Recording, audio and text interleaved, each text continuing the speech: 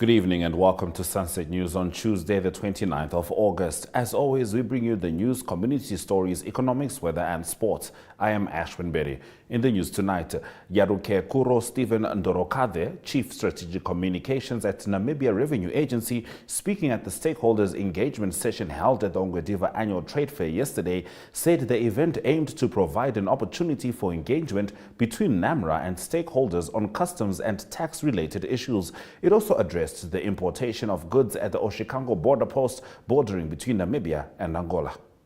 Yes, we've just concluded a stakeholders engagement, which is part of our nationwide engagement, given the diverse nature of our stakeholder universe. And this particular one was important for us because we thought that there is a lot of business people and various business activities happening here, and therefore it would be good to engage them on the margins of the expo. Of course, we've got our stand where they can be assisted with whatever issues they come with, whether it's domestic taxes or customs and excise. But there's also a need for a conversation to happen, and that's what we had here. Here, much of really was dedicated towards the import and exports. There seem to be a lot of activities between our border with Angola, and there's issues that came out. Some of them we took note, others we were able to adequately and effectively respond to. So we think overall it was a very effective engagement. Looking forward to further such similar engagements. There's an issue around the importation of second-hand clothing. A point was made to say when it's imported through the Oshikango border, the cost imposed on that is different from when it comes through either Ariansvlei or the Katima Mlilo border post. And there, obviously, the dynamics are not the same. SACU regulations and SACU membership kicks in and the like. So there is a need for a particular and a specific explanation that needs to be tendered there. There's also an issue around the firewood, the importation of firewood, and that's also something that is not only with the Namibia Revenue Agency, but there are other stakeholders, for instance, the Ministry responsible for forestry. Those engagements also needs to continue. So it's some of those that we are taking, but the others we've really provided explanation for. For instance, the tax relief that people are saying must be extended, and we're saying we are now in August 2023. That program is running up to the end of October 2024. It's definitely not the right to talk about an extension right now. Former Mr. Gay Namibia, Wendelina Sambutenya Jeremiah, says his utterances of labeling veterans of the liberation struggle as sexually promiscuous, witches, and very stupid individuals whose brains are upside down was a result of being provoked and his sentiments justifiable. This contained in a letter dated 25 August from Sambutenya Jeremiah's legal advisor, Lena Haininga, in response to the recent letter of demand by the former People's Liberation Army of Namibia combatants who are threatening to sue him for 1.5 million Namibian dollars for his alleged defamatory stances. The alleged insults and accusations were made by Sambutenya Jeremiah in a viral video he allegedly posted on social media platforms, including TikTok and Facebook. However, Sambutenya Jeremiah claims that the utterances were a direct response to insults that were made towards him, hence his argument that his actions are justifiable. Our member categorically denies any liability for the alleged defamation of character. The context surrounding this situation cannot be ignored. Our member's actions were a direct response to unwarranted insults hurled at him first, Sambutenya Jeremiah's lawyer argued. President Hage Gengob's recent endorsement of the Zimbabwean election results, congratulating Emmerson Mnangagwa, has ignited a firestorm of controversy on social media. On the contrary, Southern African Development Community Observer Mission produced a scathing report highlighting concerns over the credibility and transparency of the electoral process, marking the first time SADC has publicly broken ranks, leading to speculation about internal divisions. Zambian President Hakainde Hichilema just took over from Gengob as the chairperson of the Organ on Politics, Defense and Security Cooperation. President Gengob's congratulations to Mnangagwa in the face of SADC's denouncement has raised eyebrows not only in Namibia, and critics argued that this action undermines the collective voice of SADC and highlights the growing challenges of maintaining unity among member states. The question of whether this division signifies a deeper tension among SADC member states is at the forefront of discussions, while others wonder if it is indicative of a more significant shift in the regional political landscape. Read more on this story in the Namibian Sun tomorrow. The Toronto-listed gold exploration company Osino Resources Corporation was also listed on the Namibian Stock Exchange yesterday. According to the company, they aim to allow Namibians and Namibian funds to buy through their local project to create opportunities for empowerment and to facilitate Osino's access to local capital markets. Osino hopes to have teenagers start construction on their Twin Hills Gold at the end of this year, and last month announced an upcoming remarkable gold discovery by Eureka. Dag en baie dankie. Vandag het ek bietjie geskryf oor Osino Resources. Dis 'n Kanadees genoteerde goudeksplorasie-maatskappy wat vandag op die Namibiese aandelebeurs genoteer het. Hy's nou op die NSX en Namibiërs kan dus makliker aandele koop in die maatskappy. Hulle bevorder hulle se Twin Hills goudprojek waar hulle voor die einde van die jaar hulle eerste goudmyn wil begin bou. Vroeger die maand was hulle ook in die nuus oor hulle se ontdekking van goud by Eureka. Maar lees meer daaroor en baie ander stories in Republikein Môre. Baie dankie. In our Story of the Day segment, backyard tenants on conditional approval to purchase a portion of Farm 37. Stay with Sunset News.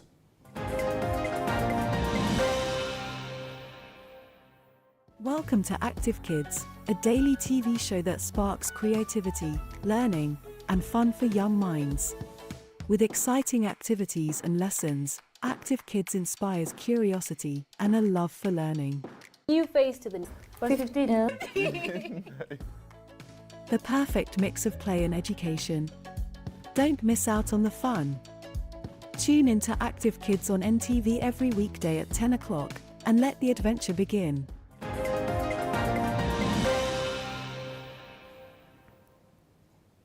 The Walvis Bay municipality, at its ordinary meeting held on 25 July 2023, granted conditional approval to the Backyard Tenants Group to purchase portion 19 of Farm 37.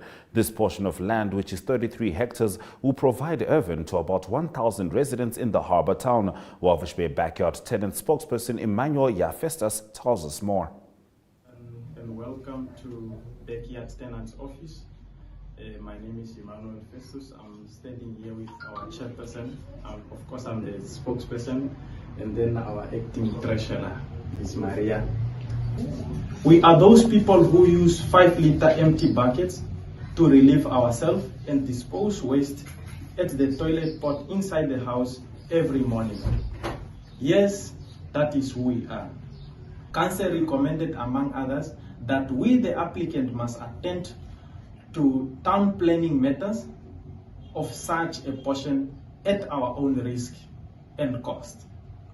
Council further recommended that we the applicant, formalize our community saving group and submit documents within 3 months to Council.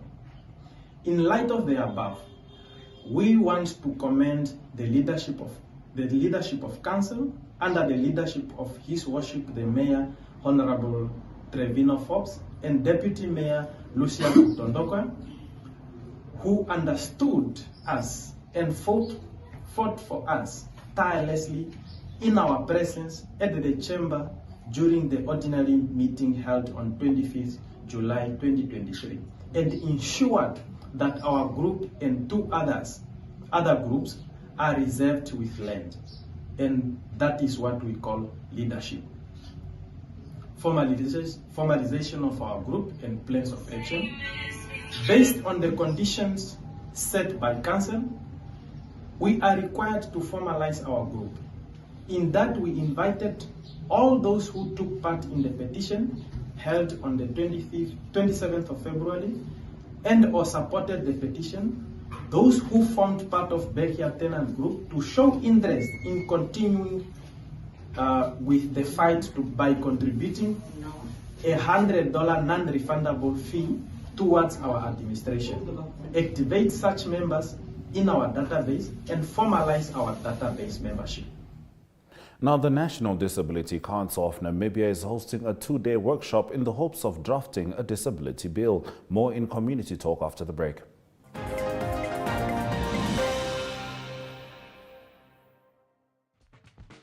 Welcome to My.NA Cars, your ultimate destination for everything automotive. I am your host, Diana Master. Teamwork makes the dream work, right? Discover the latest models, innovative technologies, and expert insights from our passionate hosts. Learn essential maintenance tips and get exclusive behind-the-scenes access to the automotive industry. Don't miss My .NA Cars on NTV every Thursday at 2100 hours. Tune in and ignite your passion for automobiles.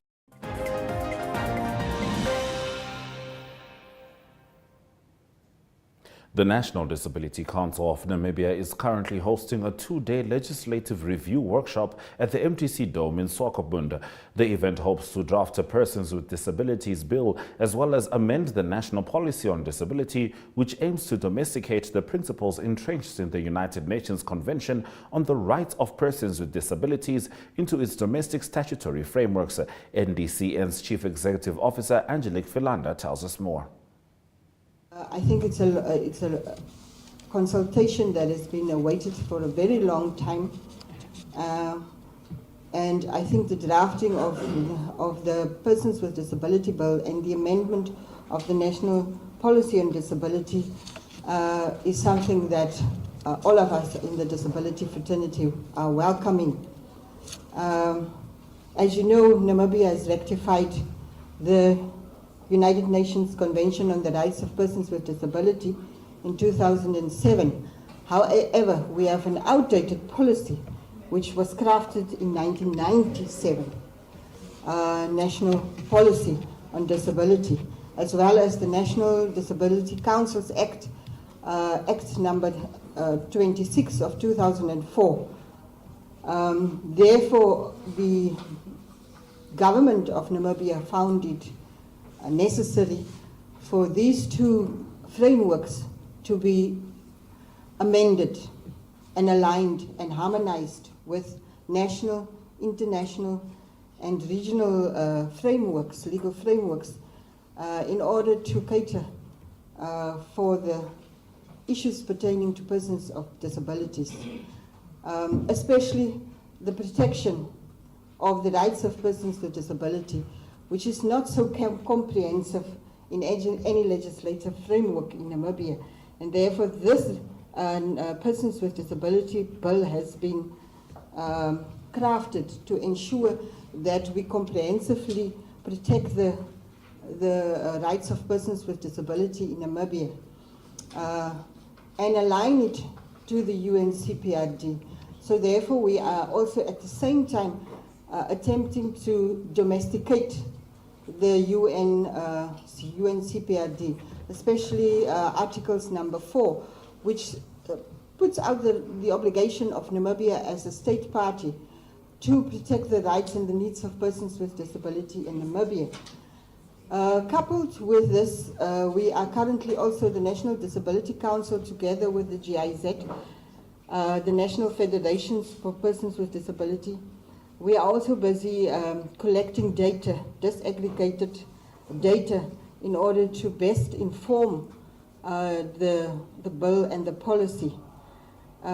We currently were successful last year in November and October to collect data as a pilot study in the Khomas region and the Konene region, and that report is also now ready. The National Statistics Agency also looked at the report, and therefore we can now move forward with those instruments, with some of the Washington questions also included, to go also cross-country to collect data in terms of the needs and rights of persons with disability. Stimulus sells interest in Namibia Media Holdings and Newsprint. More in economic news shortly.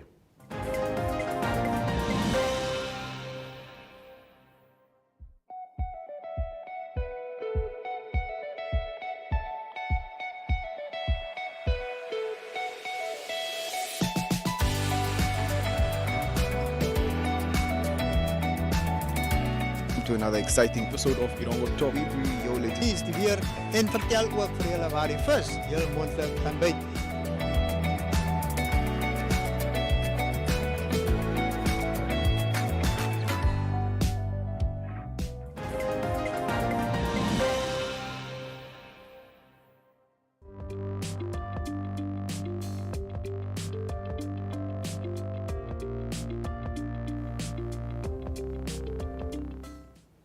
Stimulus Investments Limited this morning announced that its wholly owned subsidiary Desert Trade Investments Private Limited has agreed to sell all of its ordinary shares held in Namibia Media Holdings and Newsprint to its co-shareholder Emerald Sand Properties Limited.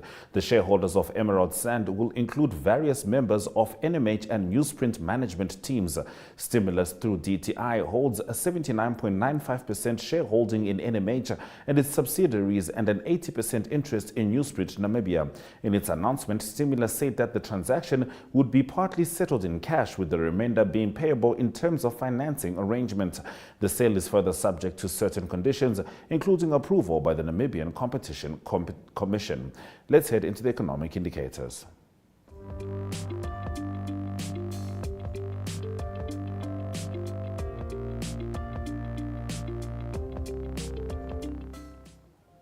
The Namibian dollar trades at 18.50 next to the US dollar, with 20.09 Namibian dollars getting you €1.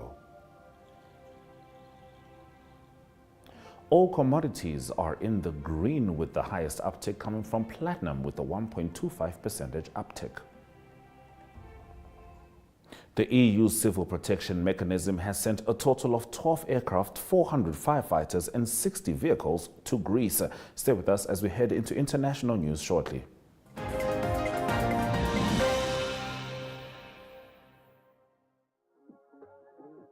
We are so excited to be kickstarting your morning with entertainment. Everything was happening during this past weekend. Yes. Exciting news. Wow, no, she was killing it already. In my opinion, I don't see anything wrong with him serving the full term. As well as keeping you informed on the issues that you need to know happening in and around our country.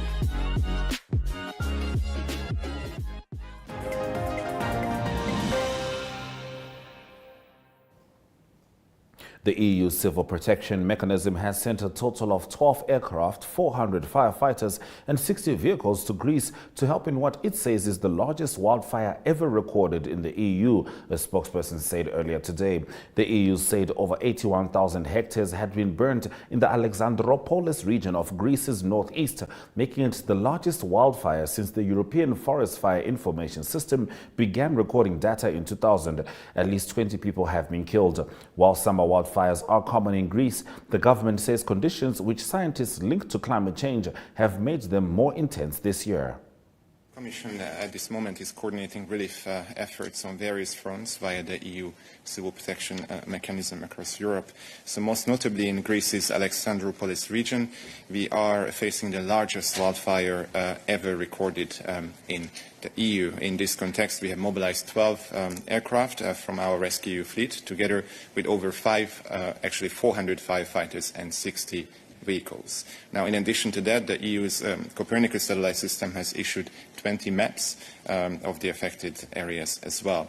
This mobilization, of course, comes on top of a large-scale operation last month in Greece, which saw the deployment of 9 planes, over 500 firefighters, and more than 100 vehicles, again, through the EU Civil Protection Mechanism.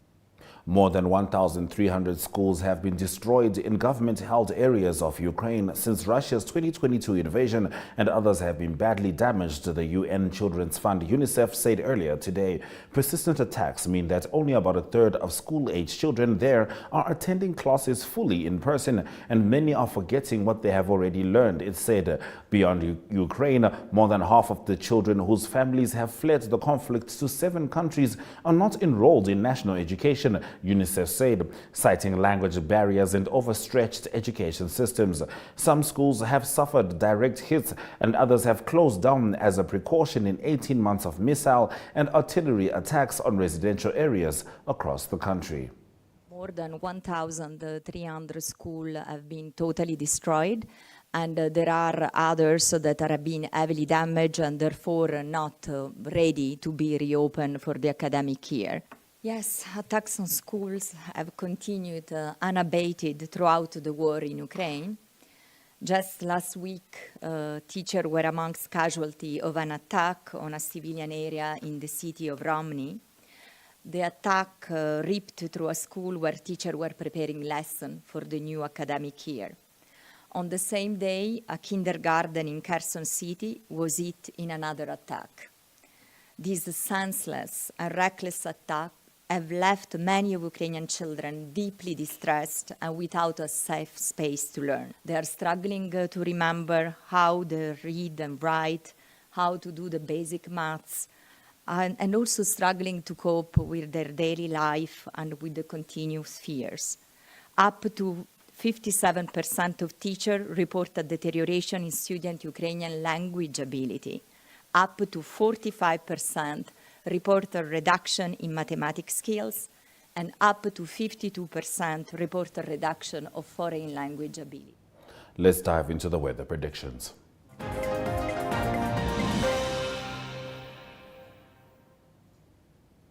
Windhoek is expecting some showers with a 14-degree minimum, whilst Grobabis is sunny with a 12-degree minimum. Tsumeb can expect 29 degrees Celsius maximum and sunny conditions. It's partly cloudy in Ariamsvlei and some showers expected in Mariento, whilst Henties Bay, Swakopmund and Walvish Bay can expect sunny conditions. After the break, the Sports Wrap desk brings us the sport news.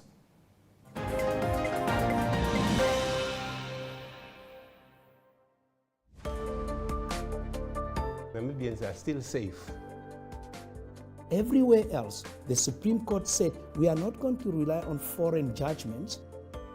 By all means, we try to not make journalists public figures, but at the end of the day, they are. Very good evening. My name is Taiwan Jabela, your host. With their Protestant offsprings. But the implementation, like she's saying, is another thing.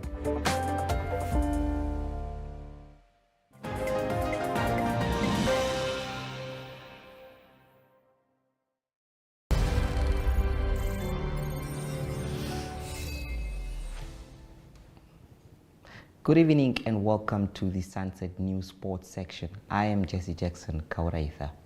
The FIFA Normalization Committee hopes to have the NFA elect a new executive towards the end of this year, while the starting date of the league is in September is shrouded in uncertainty. The Namibia Football Association is likely to hold its executive elections in November, according to FIFA Normalization Committee Chairperson Busy Uirap. Uirap has also revealed that the NFA's football regions have already started electing members. Regions that have not yet conducted their elections are expected to do so before the anticipated November elections. Kylie Johnson, a highly promising junior player from Walvis Bay Golf Club, last week won South Africa's Sanlamir Junior Africa Challenge Golf Tournament in the boys under 15 to 18 age group by finishing with 72 shots and winning by 11 shots. He said he felt good about the event as well. His younger brother Johnson also did very well in that competition. That was JP, who really finished at the top of his game. Namibia and Mamelodi Sundowns talisman Peter Shalulile has been chosen as the winner of the Transfer Market DStv Premiership Player of the 2022-23 season award. Sundowns announced today. The award is voted for by 1.5 global million fans. The award was presented in South Africa for the first time. The Sundowns player has been influential, helping his side win the DStv Premiership last season. He is currently rated as arguably one of Namibia's best exports to South Africa. That is all we had for you tonight. Good night.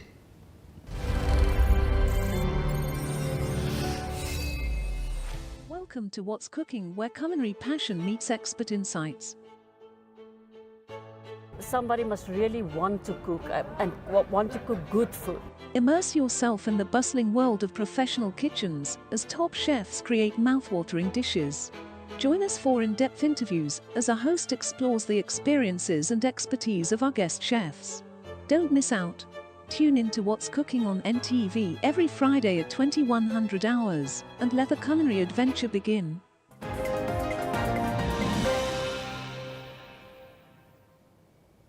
Let's get into the highlights from this evening's broadcast. Former Mr. Gay Namibia Wendelinia Samutenya Jeremiah says his utterances of labeling veterans of the liberation struggle as sexually promiscuous, witches and very stupid individuals whose brains are upside down was the result of being provoked and his sentiments justifiable. President Hage Gengob's recent endorsement of the Zimbabwean election results, congratulated Emmerson Mnangagwa, has ignited a firestorm of controversy on social media.